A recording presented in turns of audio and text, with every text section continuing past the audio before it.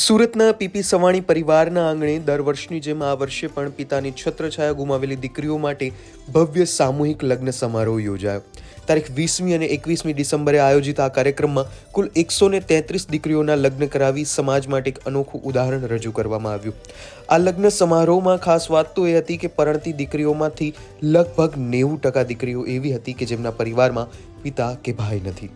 મહેશ સવાણીએ દરેક દીકરીને પિતાની હૂંફ આપી તેમનો હાથ પકડીને જીવનના નવા પડાવમાં વિદાય આપી. રવિવારના દિવસે ખ્રિસ્તી સહિત કુલ 56 યુગલોએ વિધિવત રીતે પ્રભુતામાં પગલાં પાડ્યા હતા. લગ્નવિધિ દરમિયાન માહેરાના દ્રશ્યો અત્યંત લાગણીસભર રહ્યા, જ્યાં સાસુએ વહુને તુલસીનો છોડ અર્પણ કરી પરિવારનો ભાગ બનાવ્યા. સમાજના અગ્રણીઓ અને અધિકારીઓની હાજરીમાં યોજાયેલા આ સમારોહમાં મહેશ સવાણીએ દરેક દીકરીના માથે હાથ મૂકી લગ્ન પછીની તમામ જવાબદારી પિતાની જેમ નિભાવવાની ખાતરી આપી.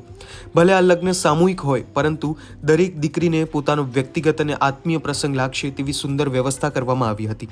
આ માનવતા અને સંવેદનાનું કાર્ય સમાજ માટે પ્રેરણારૂપ બની રહ્યું છે. ત્યારે આ વિષય પર તમારું શું કહેવું છે? કમેન્ટ કરીને જરૂરથી જણાવજો.